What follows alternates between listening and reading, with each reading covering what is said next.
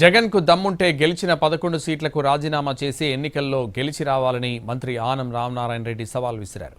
ప్రజలు ఓడించినా తీరు మార్చుకోలేదన్నారు. ప్రతిపక్ష హోదా ఇవ్వలేదని స్పీకర్ సీఎం చంద్రబాబుపై పడి ఏడవడం సరికాదన్నారు. వద్దు, నీకు రాజధాని వద్దు, అమరావతి వద్దు. నేను ఆయన చెప్పాడు పాపం. ఇదేనికి రాజధాని ఏంది అసలు?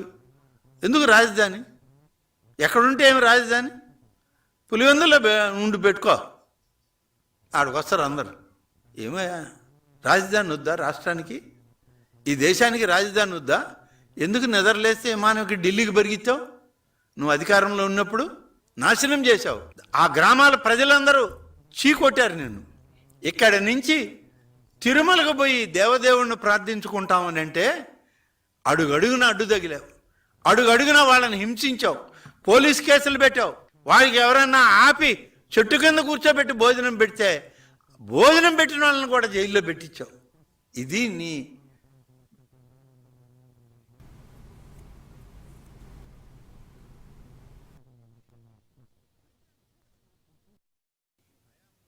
ప్రతిదీ ఒక దుర్మార్గమే. ఉత్తరాంధ్ర ప్రాంతాన్ని అక్కడ నీ బంధువునే ఒక ఆయన్ని పెడితే, విశాఖపట్నం ఓడరేవు దగ్గర నుంచి ఇచ్చాపురం దాకా ఆయన దోచుకొని పోయా.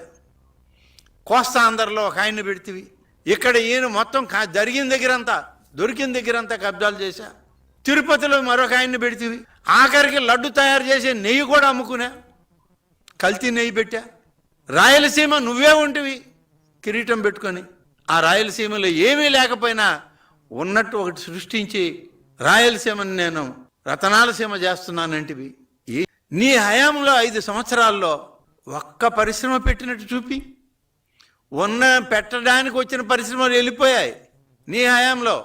ఆఖరికి బనీన్లు డ్రాయర్లుగా తయారు చేసే కంపెనీలు కూడా వెళ్ళిపోయినాయి ఇక్కడి నుంచి. సిగ్గుపడ్డంలా నువ్వు ఇంకా పెద్ద పరిశ్రమ. రాయలసీమను నేను ఉద్ధరించానంటావు. ఏం ఉద్ధరించావు నువ్వు? నిన్న నువ్వు చెప్పినటువంటి కథనాలు కానీ వింటే అసలు నువ్వు ఒక ఆర్థిక ఉగ్రవాదివని ఇవాళ మళ్ళీ కొత్తగా చెప్పాల్సిందేంటి? కానీ చెప్పాల్సి వస్తుంది. వాళ్ళకున్న మెదడు కూడా పనిచేయదు. అందులో నీ అకృత్యాలు గుర్తుపెట్టుకుంటే అసలు వాళ్ళు నిద్రలేసి పని కూడా చేసుకోలేరు. ఇలా